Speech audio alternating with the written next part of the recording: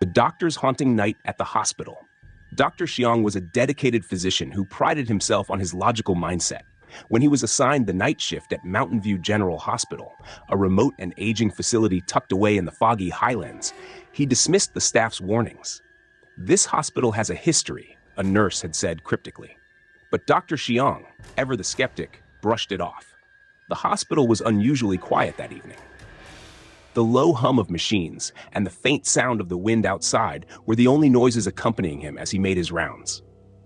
At 11:45 p.m., he heard something strange, a soft thumping sound echoing down the hallway. He assumed it was a loose door swinging in the wind and decided to check it out. As he approached Ward 5, the thumping grew louder, more deliberate. When he opened the door, he found the room completely empty. The bed was neatly made, and there was no sign of anyone having been there. Still, the sound persisted, now coming from the ceiling. Dr. Xiang aimed his flashlight upward, and for a brief moment, his beam illuminated something horrifying.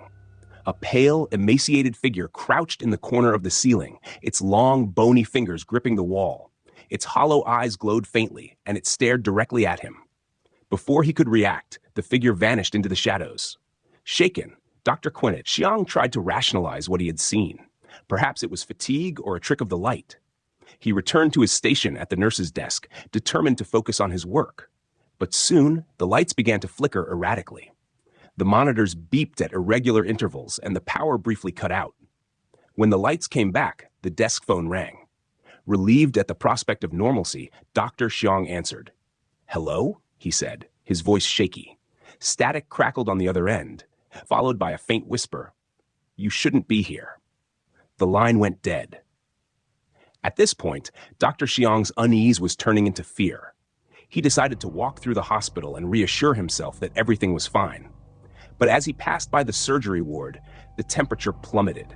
His breath came out in visible puffs, and a strange mist began to fill the hallway. Through the mist, he saw a group of shadowy figures. They appeared to be former patients, wearing torn hospital gowns and dragging IV poles. Their faces were gaunt and lifeless, and their eyes glowed faintly. As Dr. Xiang watched in stunned silence, one of them turned to face him, its mouth stretching into an unnatural grin. "You can't save them," it rasped. Suddenly, the mist thickened and the figures began to move toward him. Dr. Xiang ran back to the nurse's station, slamming the door behind him. He locked it and sat trembling, his mind racing. The room was silent, except for the faint ticking of the wall clock. Then, the door handle began to rattle. Dr. Xiang backed away as a loud banging started, the door shaking violently on its hinges. Through the frosted glass, he could see the outlines of hands, too many to count, pushing against the door. A distorted voice came from the other side. "You don't belong here."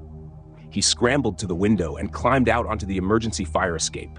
The cold night air was a relief, but as he looked back at the hospital, he saw a figure standing in one of the windows.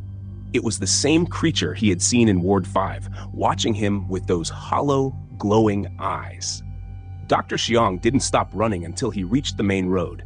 He flagged down a passing vehicle and begged the driver to take him away. The next day, when he returned with hospital staff to investigate, everything appeared normal. The lights were functioning, the wards were empty, and there was no mist or shadowy figures. But Dr. Xiang resigned from his position that very week. Staff who remain at the hospital say that Ward 5 is cursed.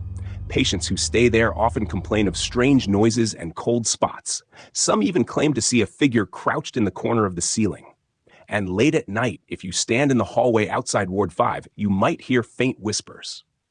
Get out while you still can. The nurse's silent watcher. Nurse Evelyn had worked at St. Augustine's Hospital for nearly a decade. Located in an isolated part of the countryside, the hospital was known for its eerie atmosphere, creaking floors, flickering lights, and long, empty corridors that seemed to stretch forever. But Evelyn never minded. She had always been practical and dismissed the ghost stories her colleagues whispered during breaks.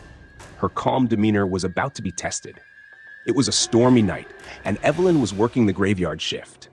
Most of the patients were asleep, and the hospital was unusually quiet.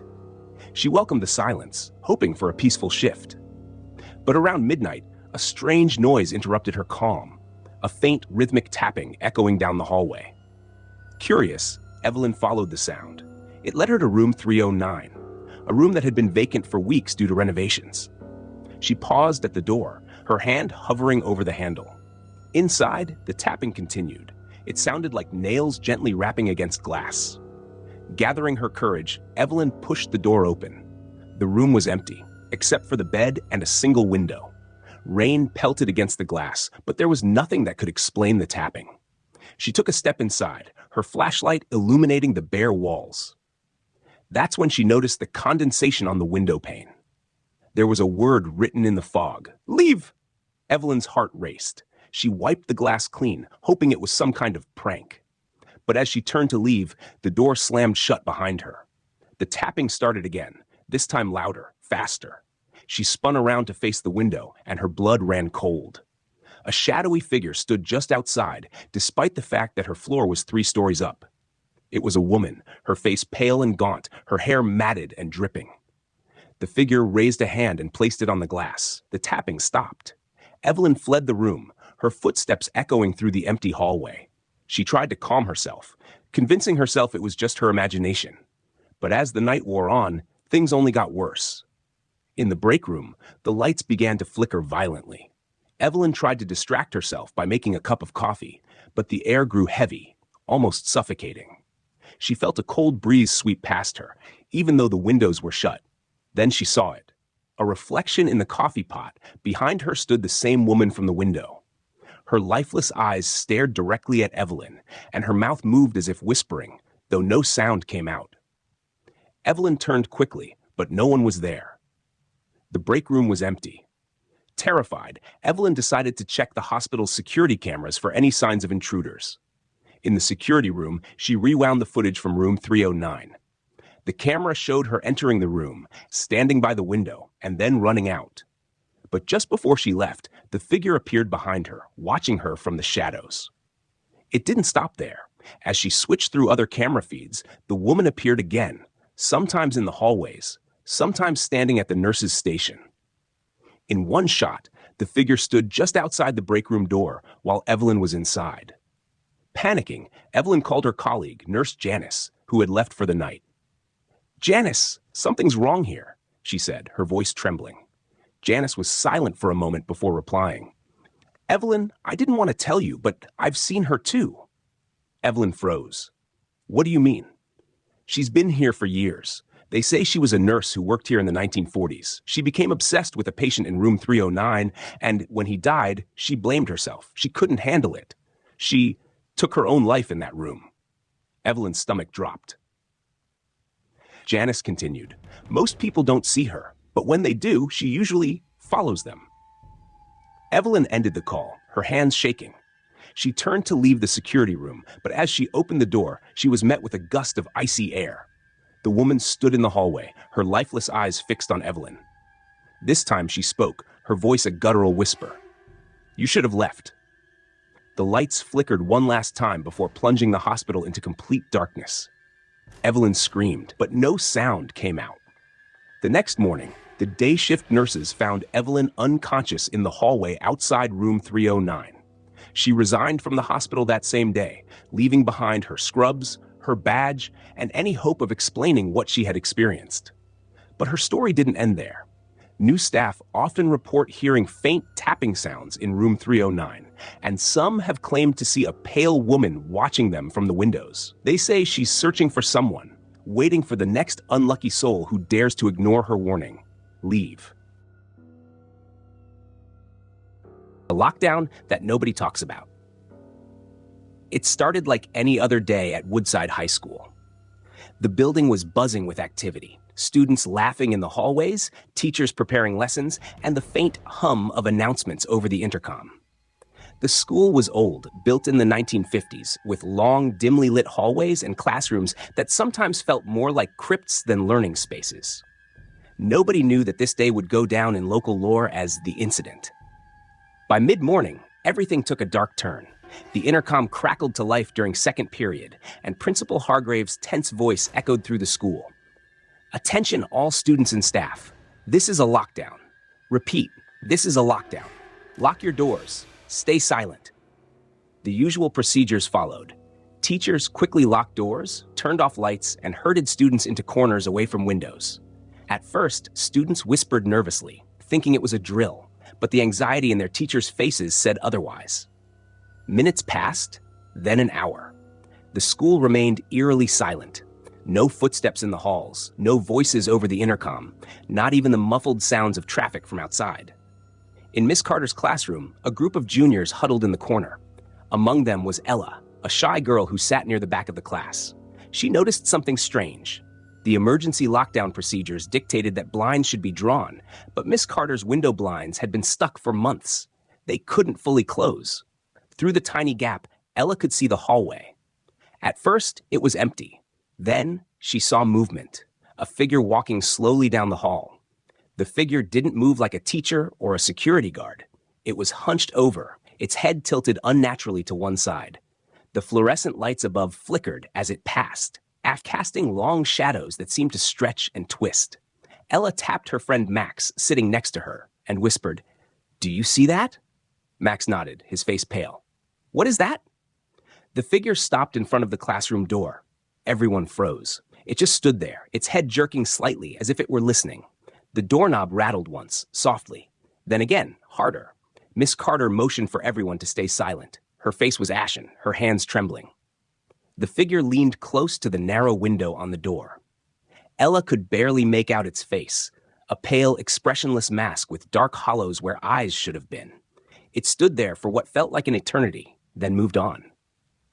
Over the next hour, strange things began to happen. In Mr. Daniels's classroom, students heard faint knocking on the walls, as if something or someone was crawling through the ventilation system. In the science lab, a group of freshmen reported seeing shadows darting across the windows, though the hallway outside was supposedly empty. Then came the screams. They started faint, somewhere in the distance, but they grew louder, more panicked. It wasn't clear if they were from students or staff, but they echoed through the school like something out of a nightmare. Ella's classroom remained silent, though everyone was on edge. She kept her eyes fixed on the hallway, dreading the return of the figure. Suddenly, her phone buzzed, a text from her mom. "News says your school is in lockdown. Are you okay?" She quickly typed back, "We're fine. Do they know what's happening?" Her mom replied almost instantly, "Police say there's no one in the building." Ella's stomach dropped. She showed the text to Max, who whispered, "That's impossible. We saw it." As the day dragged on, the tension became unbearable. Some students quietly sobbed, while others clung to their friends, trying to stay calm. Teachers whispered among themselves, but nobody had answers. Finally, after what felt like hours, the intercom crackled again. "All clear. Lockdown is over. Students, please return to your normal schedules." The announcement was odd, calm, almost robotic. Miss Carter hesitated before unlocking the door, her instincts telling her something wasn't right. When the door opened, the hallway was empty. No staff, no other students, just silence. The class slowly ventured out, sticking close together. As they moved toward the main entrance, they noticed strange things. Locker doors were ajar, as if they'd been searched. A trail of wet footprints led down the hall and disappeared into a janitor's closet. Some classroom doors were wide open, others locked tight. When they finally reached the front office, they found it abandoned. Phones were left off the hook, coffee cups sat half full, and chairs were overturned. The group decided to leave the building, their fear outweighing their confusion. Outside, police cars surrounded the campus, but no officers were in sight. Parents stood behind barricades, frantically calling out for their kids. Ella spotted her mom and ran to her. "What happened? Why didn't anyone come inside?" she asked. Her mom looked confused.